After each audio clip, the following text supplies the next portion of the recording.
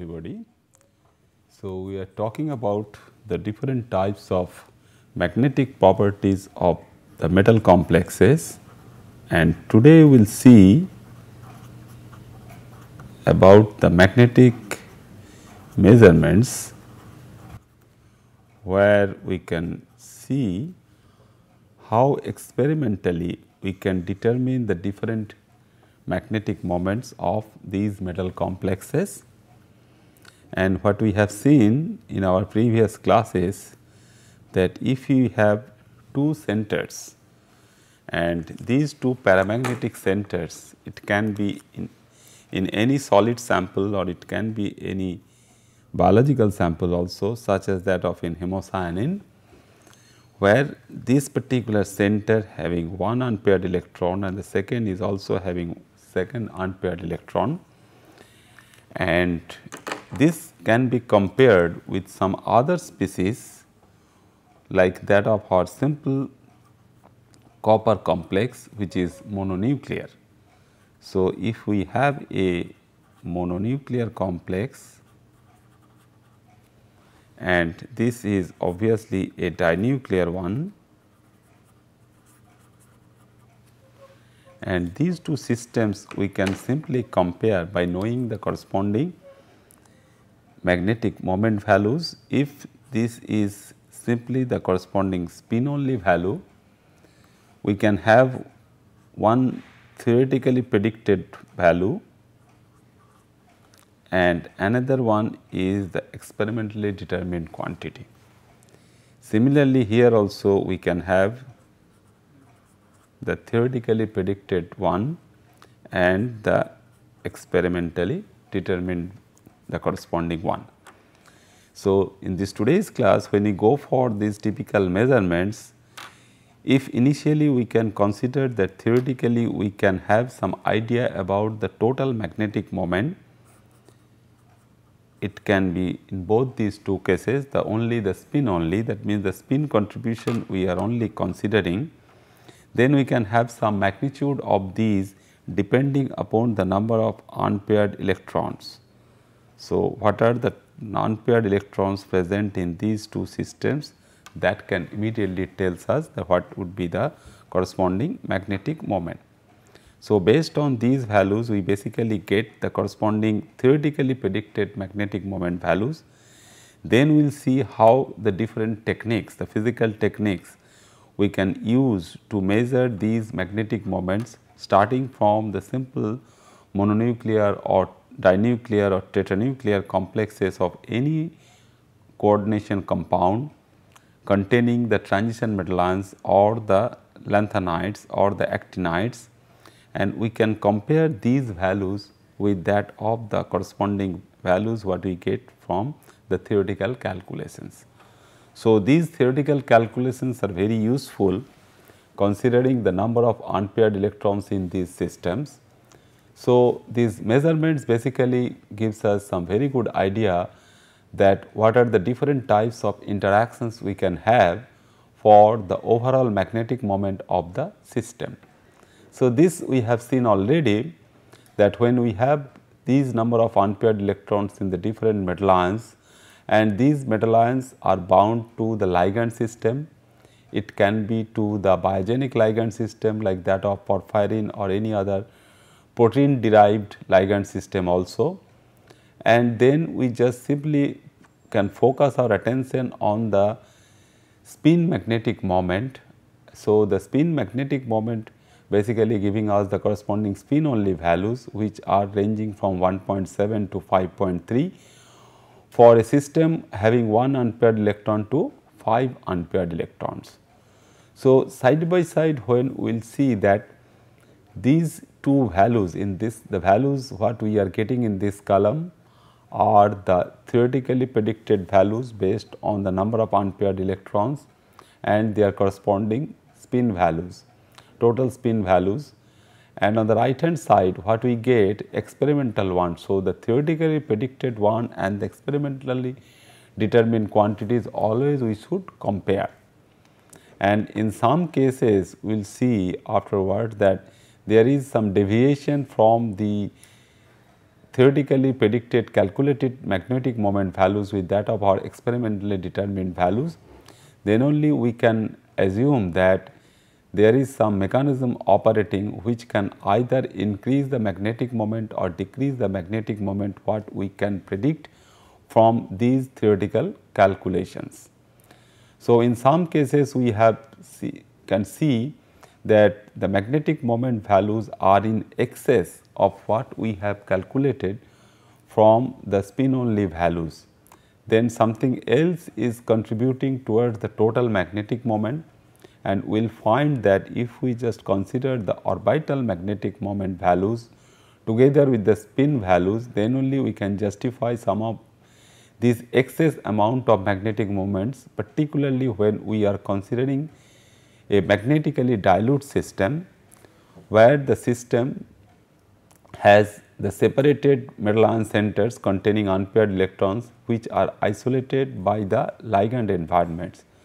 So, they are not close enough to each other and they are not interacting to each other to give us a magnetically concentrated system, and we can have the other two types of interactions such as ferromagnetic as well as anti-ferromagnetic interactions for these systems.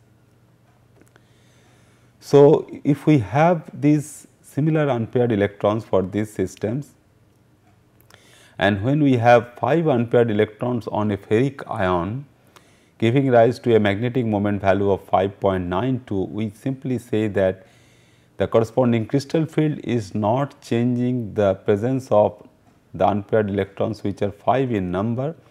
That means, we are considering a system which is simply the high spin system. That means, the crystal field is not strong enough to go for any spin pairing.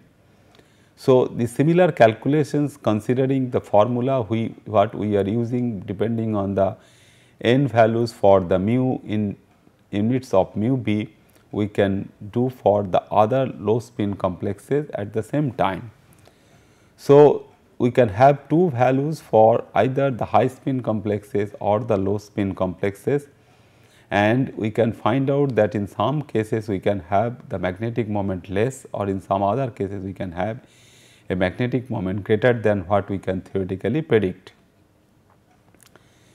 So, if we have a simple paramagnetic system and we will take the help of the temperature dependence of the susceptibility term or the magnetic moment term, and if we can go for a variable temperature measurement for these values. So, whatever magnetic measurements we can have, we can go for a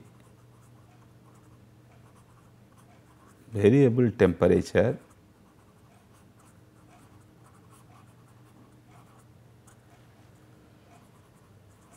measurement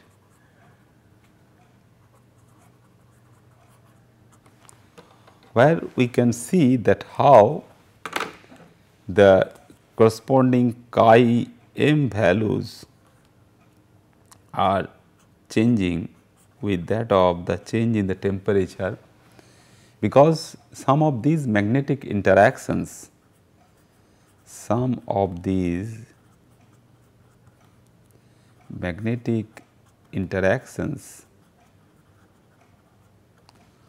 are seen at a very low temperature. So, in the low temperature domain or in the low temperature regime, we see the corresponding interactions. So, at this particular temperature, what we are talking in our last class, that we can have the corresponding multiplet width, and if we go down with this temperature, we are basically manipulating the corresponding thermal energy packet, that means the corresponding kT value that we are changing, which is at 300 Kelvin, that means the room temperature is around 205 to 210 centimeter inverse.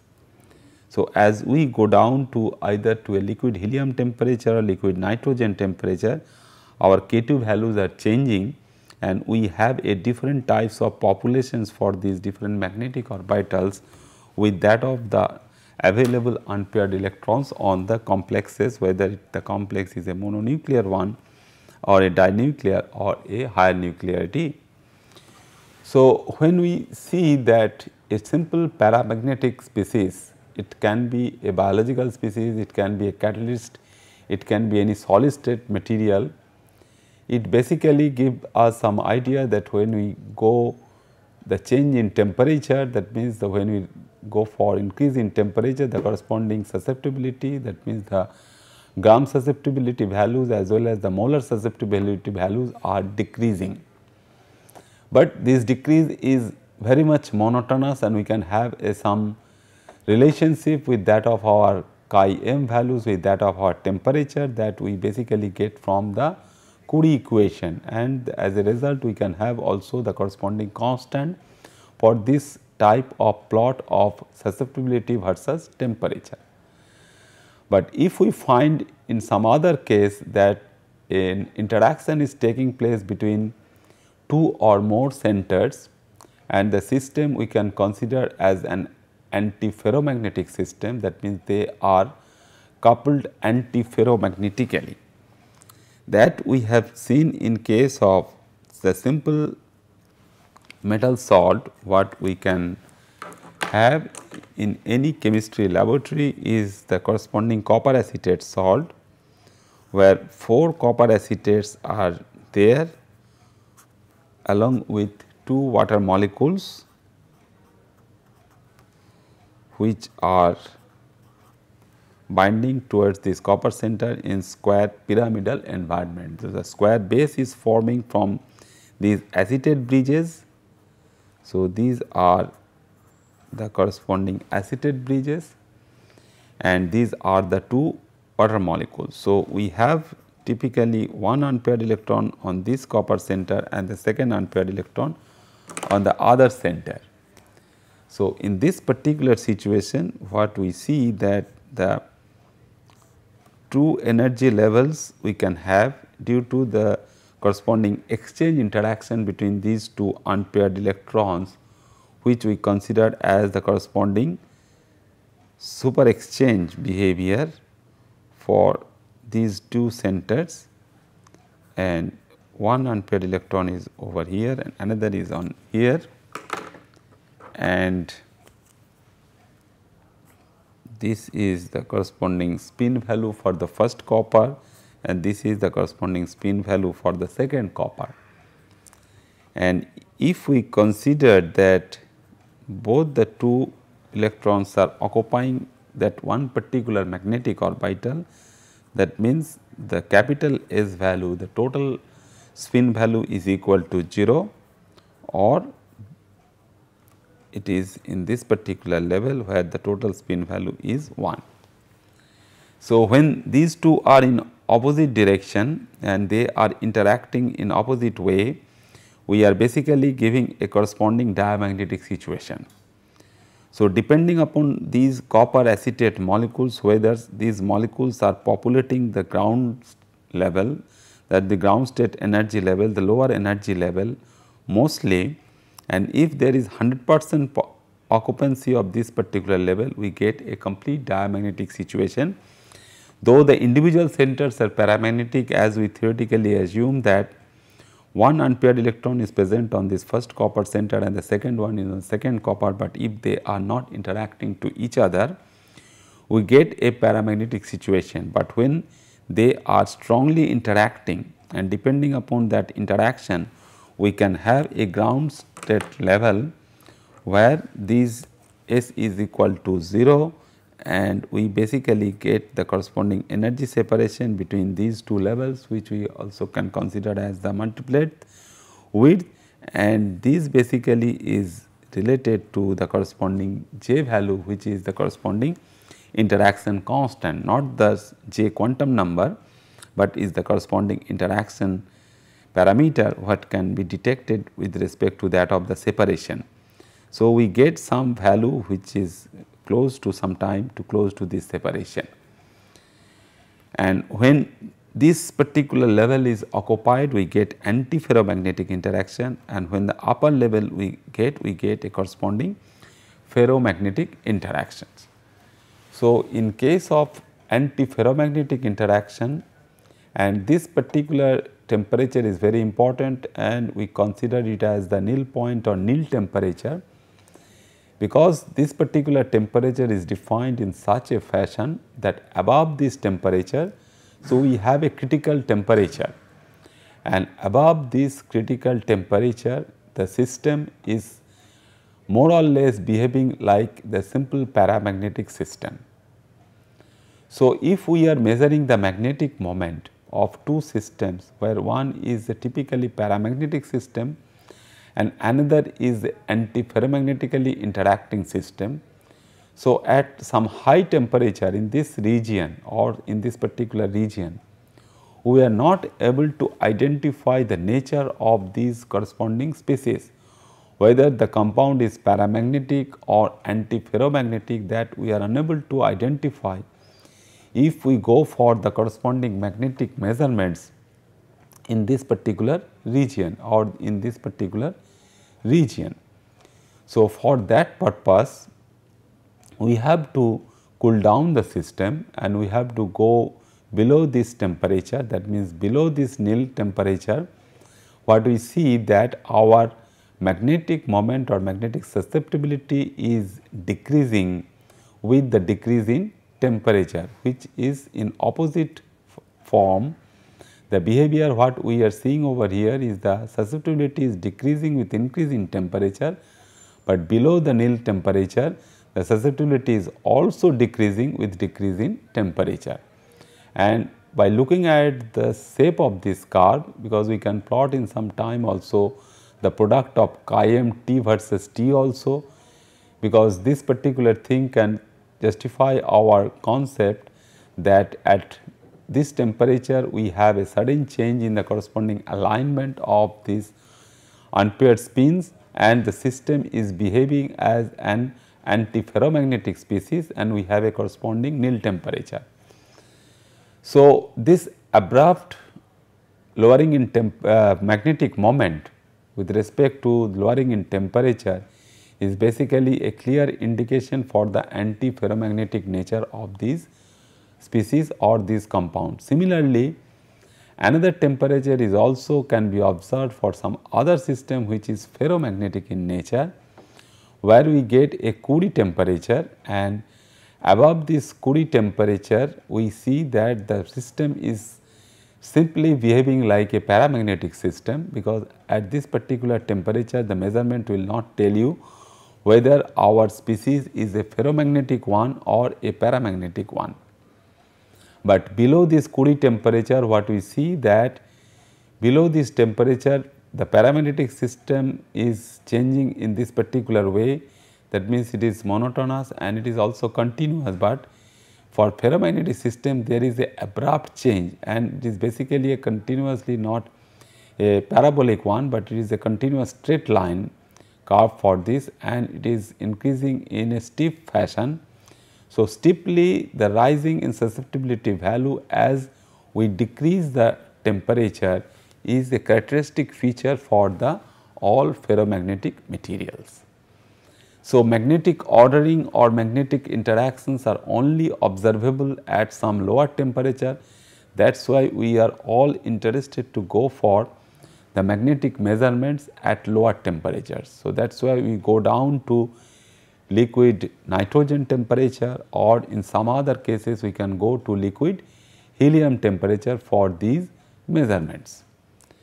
So, what we see that for all these systems, and if we just elaborate it to up to copper, for a D9 system to D1 system, for the entire range from trivalent titanium to bivalent copper, we now know that we have the typical occupancy of these electrons. So, after D5 what we have seen for manganese 2 plus or Fe3 plus, the number of unpaired electron is decreasing as we go for the corresponding pairing in the system for the T2G level. So, in the octahedral geometry, this is for only one particular geometry, because this can also we can calculate it out for other typical geometries of different symmetry such as square planar, square pyramidal, trigonal bipyramidal, etc.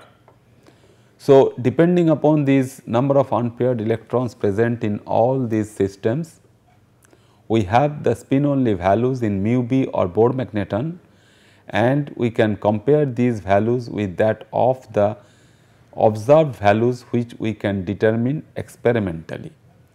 So, experimentally determined quantities are sometimes very much different. What we see from this particular plot, this particular table, that when we see that in case of Mn2 plus or Fe3 plus, the experimental magnetic moment is slightly higher than the theoretically predicted magnetic moment value based on the mu s equation. Mu s equation is that S is a good quantum number. We are not bothering with that of the other two quantum numbers, that means the L values or the J values. But when we move to a D7 system or a D8 system, or in some places also the D9 system, we see that the mu spin only values are always less than that of the range what can be predicted for the experimentally determined magnitude of these values for the different metal complexes. So, for different metal complexes, for simple mononuclear one, we find that cobalt mononuclear compound can register a magnetic moment value of say 5.2, but the spin value is predicting us for 3 electron is equal to 3.87, where n value is equal to 2. So, the magnitude what we can calculate is root over 3 into 3 plus 2. So, is basically 15, root 15 is equal to 3.87, but it is going up to 5.2. So, there is some other thing which is contributing or which is increasing the magnetic moment values from 3.87 to 5.2. Similarly, for nickel 2 plus, it is happening that the spin only value is 2.83 and we are going up to 3.9. So, there is some other contribution which is adding to the corresponding spin only values. Similarly, for copper 2 plus, though the magnitude is less, but it can go from 1.73 to 2.1. So, next what we can do therefore, that we now take into consideration of the L values. So, what are the L values for the corresponding ground state spectroscopic symbol, what we have calculated in our previous class up to chromium 3 plus, that means the D3 system. So, today we will just find out what are the corresponding values for D4 to D9 system, and depending upon the spectroscopic term symbol, we have the S value and the L value and the corresponding J values. And then we can calculate out the corresponding mu J values and mu L plus S. So, those basically can tell us that this mu S is not operating for explaining the corresponding mu experimental values or mu observed values, but mu L plus L can identify the corresponding increase in the magnetic moment values beyond the spin only values.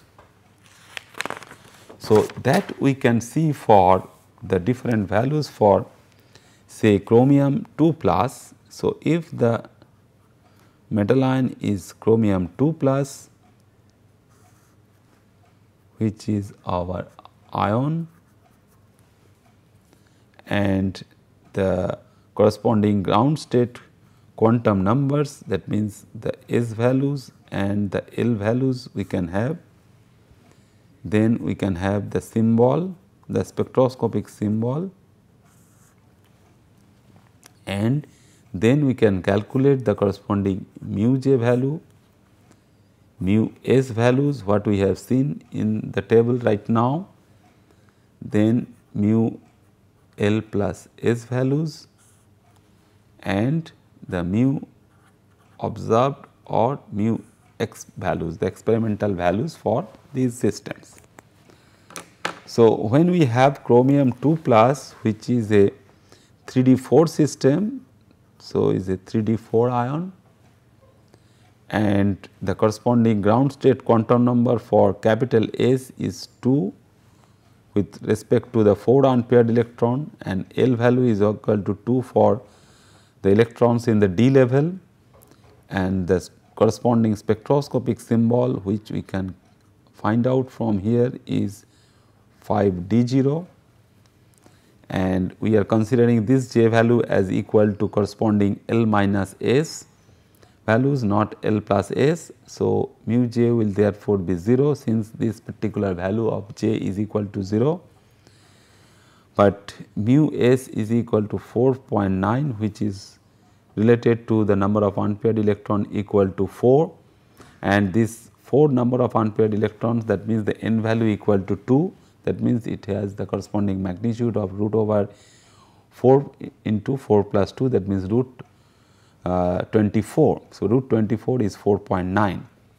Now, we see that what is the corresponding value for the experimental one, what we have seen just now, that it can range from 5.9 to 5.3. So, what would be the mu L plus S? So, considering both L value and S value, this can be 5.48, which basically justifying the upper limit for the magnetic moment what we can get as an experimental magnetic moment. So, if there is sufficient amount of orbital contribution, our mu S equation is not sufficient to explain the correspondingly observed magnetic moment value, but mu L plus S can be used to determine the corresponding magnetic moment what we experimentally determine for this metal ion system.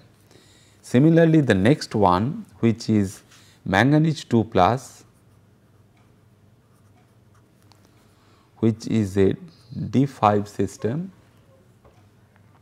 and we have 5 unpaired electrons. So, S value is 5 half and L value is equal to 0. So, the ground state term is 6 S 5 by 2, and mu spin only value is for 5 unpaired electron, and the observed values are close to 5.9, and this is also very much useful depending upon the corresponding spectroscopic term. This is S, not D, this is S.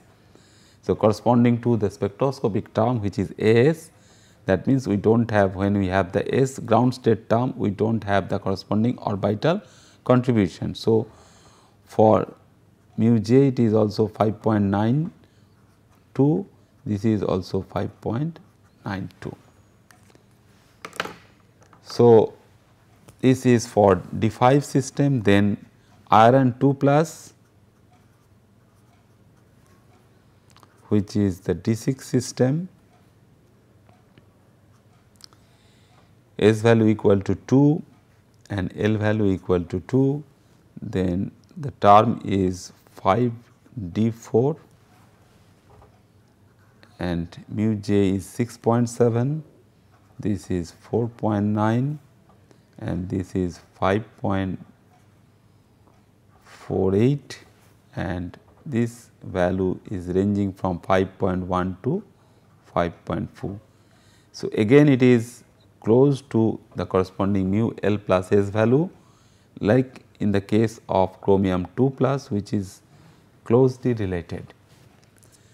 Then we have the cobalt 2 plus, which is D7 system, S value 3 by 2, L value 3, which is 4 F 9 by 2 is the term symbol, and the mu spin only is 3.87 for 3 unpaired electron, but the experimental magnitude is ranging from 5.1 to 5.2. So, if we calculate the mu j equation, it will be 6.64, which is quite high compared to the experimentally determined value, but the mu L plus S is quite close to that value, which is 5.20. So, we see that more and more we are deviating from the mu S equation, and we are slowly getting some equation where the mu L plus S values are matching with that of the experimentally determined quantities. So, this typical example, because most of the cases we encounter with several cobalt 2 compounds in either tetrahedral or octahedral geometries, which are having registering some magnetic moment which is higher than the spin only value. So, we have the typical orbital contributions.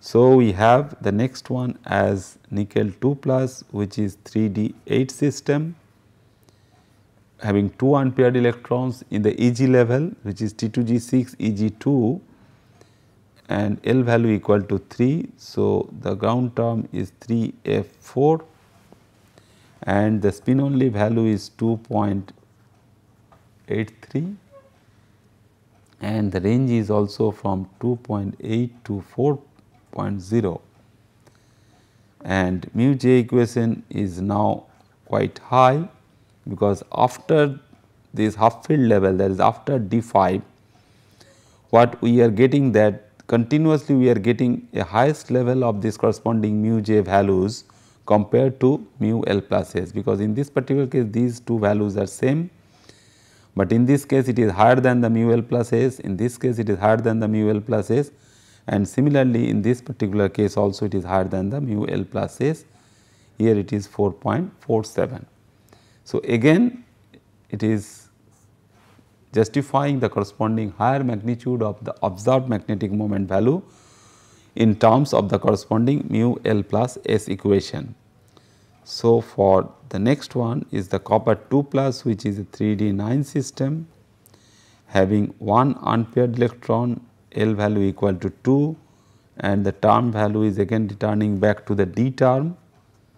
So, 2D 5 by 2 with 1 unpaired electron, the spin only calculation gives us 1.73 Bohr magneton, but the experimental value is changing from 1.7 to 2.2 and J value is equal to 3.55 and the mu L plus S is quite high compared to the experimentally determined value of 2.2, but still that some contribution we can have which can basically justify the higher level of this corresponding magnetic moment compared to the corresponding value what we can get from the spin only values. So, we have something that means a corresponding thing what we are getting, that if we have a particular system, that means these electrons, say for nickel 2 plus, what we can have, we have the T2G6 and Eg2 electrons. So, what we will be seeing there, that we have several of these levels, the T2G levels we all know, that dxy, dxz and dyz, and these are dx square minus y square and dz square. So, electrons are there and these electrons are basically moving from one level to the other, and if the corresponding movement of the electron from one particular level to the other level is allowed, that means we see that we can find that we can rotate this electron from one particular shape to the other shape, because this particular orbitals, the dxy, this dxz and dyz are interconvertible in terms of the rotation along some specified axis. So, if the electrons are there in these particular levels and we can move those electrons from one level to the other, so we can have the corresponding orbital contribution, and these orbital contributions are due to orbital rotation. Why we are getting these corresponding L values in the magnetic moment compared to the only mu s values? Because of these orbital contribution to the magnetic moment values, and this orbital contribution is due to the corresponding orbital rotation and the transformation. So, we have therefore orbital rotation and transformation.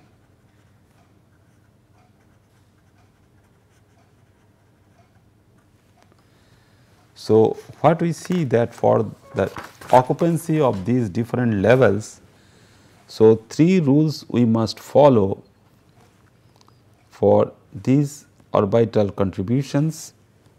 The first one is that orbital must be degenerate. That means, if we have degenerate orbitals like the T2G set or the EG set, and there will be an energy barrier for rotation. So, if they are degenerate, then we can have the movement from one level to the other, otherwise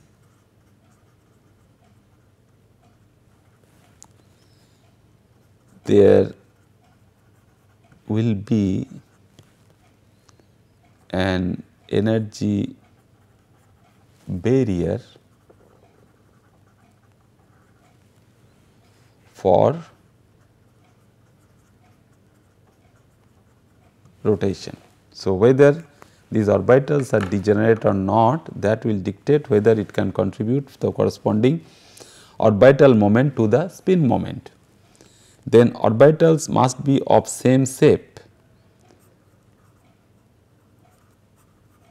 What we are talking about, these dxy and dxz orbitals, then they must be transformable from one to another by rotation. So, they are transformable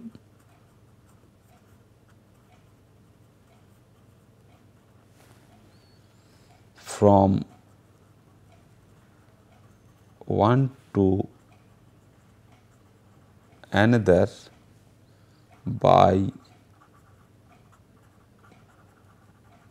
rotation about a suitable axis. So, we should that also consider, and when this rotation we are allowing, the orbitals which we are talking about for the movement of the electron to the other, so they should not contain any electron. So, these orbitals should not contain electrons of the same spin. So, these are the 3 basic rules what we can follow for this orbital rotation model and the transformation model. So, these how we can apply, we just see that if we have the dz square orbital and we have seen the T2G level of orbitals and the dx square minus y square orbital. So, whenever we have an electron say in this dz square orbital, that means the electronic configuration is dz square 1, then we see that whether this can be transformable from one to other by rotation or not, but this dz square is not transformable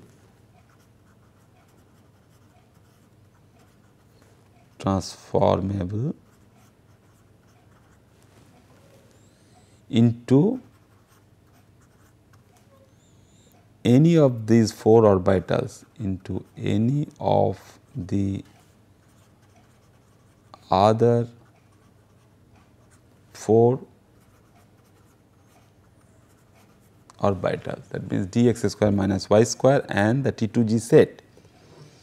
So, if we have electrons in EG level or E level, so when the electrons are present in EG or the E level, they cannot make any orbital contribution to the spin moment.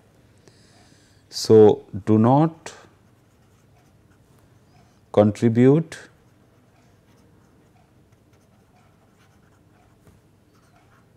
to the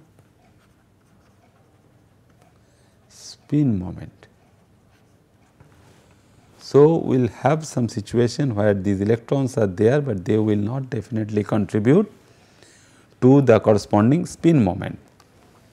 So, these two, therefore, the dx square minus y square and dz square, which are the EG set or the E set. So, these two we cannot interconvert, and therefore, these two will not contribute any magnetic moment contribution with respect to the mu L values. So, they constitute basically a non-magnetic doublet. So, these two levels we can consider as non-magnetic doublet. So, they are non-magnetic in terms of the corresponding orbital contribution, but if the electrons are there, the spin moments are always available, but the orbital moment we cannot. So, the next one, the T2G set level, that means if we have the dxy. So, this dxy orbital we all know that is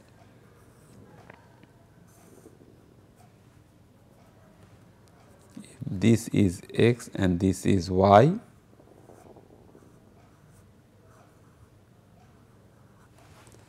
Shape of this dxy orbital is like this, and if we rotate about y axis. So, about y axis we rotate this orbital. So, it can go from this, it is not moving from this x plane. So, it will be going for y and this perpendicular z plane. So, it is basically giving rise to the dyz orbital. So, if we can go for this dxy at the rotation and y axis to dyz. So, electron from this level can go to this level and can contribute in terms of this orbital rotation. So, orbital rotation model predicts us that if we have an electron in the dxy or dxz level, that will basically contribute the magnetic moment in terms of these orbital contributions. So, if we have the d1, d2 in octahedral geometry, then what we do expect that we have the either the dxy1 or dyz1 and dxy1, that means 2 electrons in these two T2G level in octahedral geometry. So, they basically generate orbital moment. So, would be able to generate orbital moment, but D3 in the same octahedral geometry is violates the rule what we have predicted earlier, the rule 3, that means the orbitals should not contain electrons of the same spin. So, already we have these electrons in this spin. So, this will not contribute that particular rule. So, it will not have in octahedral fields, the D3 will not have this orbital contribution. So, it violates rule 3, but the same situation is completely reversed if we go for the other geometry. The most common geometry what we are talking all the time is the tetrahedral geometry. With a D3 electronic configuration, we have E2 and T21 electron configuration. Since like this D1 system, we now have T21 system. So, it will have then the corresponding orbital contribution. So, this electronic configuration for D3, which is not giving any orbital contribution in octahedral geometry, but can give rise to the corresponding orbital contribution in tetrahedral geometry. So, it therefore gives orbital contribution.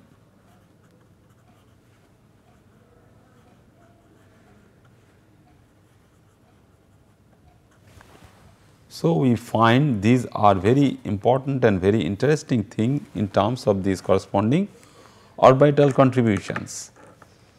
So, we have in terms of the corresponding term symbols that if we have the high spin system for D1, D2, two unpaired electrons in the T2G level. Similarly, the situation is same when we cross the half field configuration, that means after D5 we have D6 and D7. So, likewise what we see for this D1 and D2 case in octahedral geometry, similarly the D6 and D7 also can have in octahedral geometry this orbital contribution. So, can have orbital magnetic moment, can have orbital moment. So, in terms of these corresponding term symbols, what we see that in case of nickel 2, which is 3d8 in octahedral geometry, we have T2G6 and EG2 configuration, and the corresponding ground state term after crystal field splitting of the 3F term is 2Ag, and this 3Ag term is due to the corresponding configuration of T2G6 Eg2, and this can go for the other two configurations like the excited levels, which are T2G5 Eg3 for the excited level term, which is 3 T2G2, and T2G4 Eg4, which is for 3 T1G term. So, these are the two excited levels. Since the ground level is A term, that means when we have the electron field in the Eg level, and Eg level is the non-magnetic doublet level. So, we do not have any contribution, any orbital contribution from the ground state electron configuration, but from the table what we have seen that in case of nickel 2 plus, we have the magnetic moment which is in excess of the spin only value, which is 2.84, but experimentally the amount of magnetic moment what we get by determining the magnetic moment experimentally is sometime close to 3.2 or 3.3. That means there is definitely the corresponding orbital contribution, but that orbital contribution is not coming from the corresponding ground state term, but it is coming from the excited state terms, and these excited state terms we have these unpaired electrons basically in the Eg level as well as in the T2G level, because the T2G level is not filled as T2G6, but is T2G5, which is similar to T2G1. That means like this system or this system. So, they have orbital contribution or orbital moment. So, these two configurations, the 3 T2G and 3 T1G configurations, these are the two excited states, and these excited state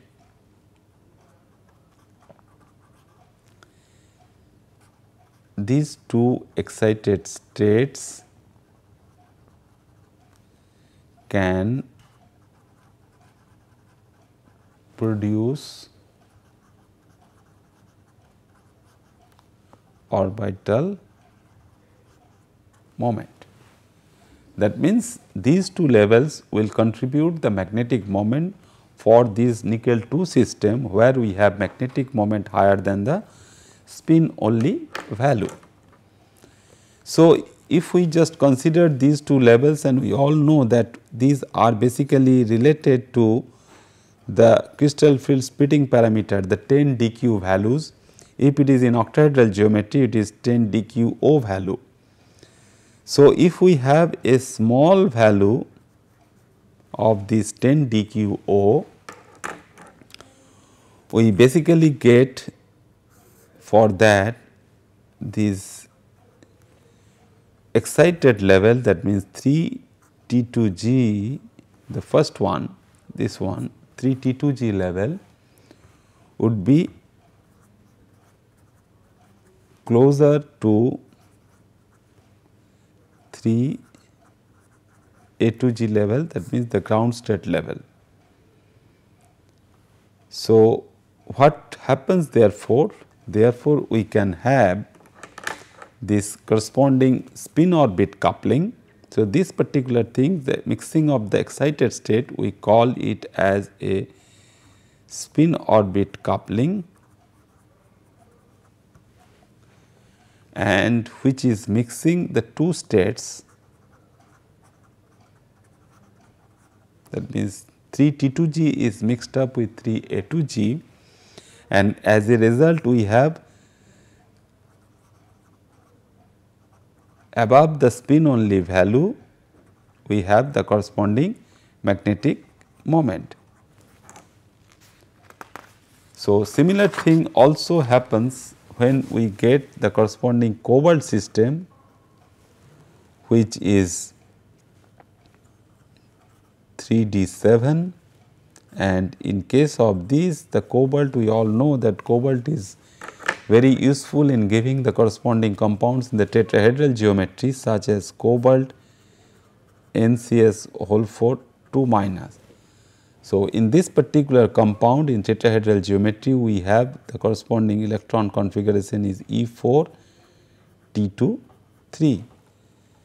So, we have in this particular situation the ground state is 4 A2, which is also not contributing any orbital moment to the system, but this particular 4 A2 term will have a 4 T2 term related to movement of the electron from one particular electron from here to here.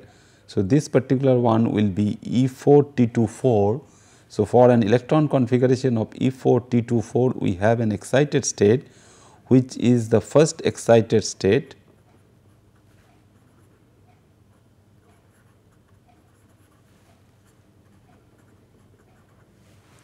and these two levels, that means the first excited state and the ground level, they are again separated by the corresponding crystal field term, that means which is 10 dQt.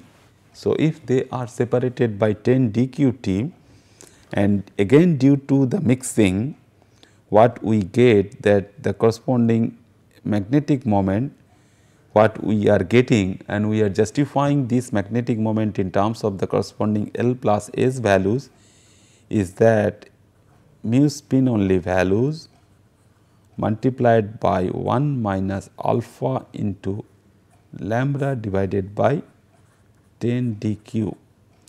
It can be the corresponding dQO, that means dq octahedral, or dQt for the tetrahedral geometry. And in this particular equation, where alpha is a constant and it has different magnitudes for different terms, will be equal to 2 for an E ground term, and it can be equal to 4 for an A term or A2 term like this. So, these are therefore, so this A term and E term will not contribute any magnetic moment in terms of this orbital contribution to the spin only value, but T term can contribute, but these T terms are arising as the corresponding excited state values, and therefore, we can find out from here the corresponding lambda value, which is nothing but the spin only coupling constant. So, the coupling, the mixing of all these things will therefore tell us that these terms, the A and E terms, will not give any magnetic moment in terms of these corresponding orbital moment values. So, for these two, the orbital moment values are not available, but for T term has the corresponding orbital moment. So, whenever we have the corresponding T term, we get any orbital contribution from this particular system. So, this particular thing will tell us that why we are getting some amount of magnetic moment which is in excess of the spin only values. Thank you very much.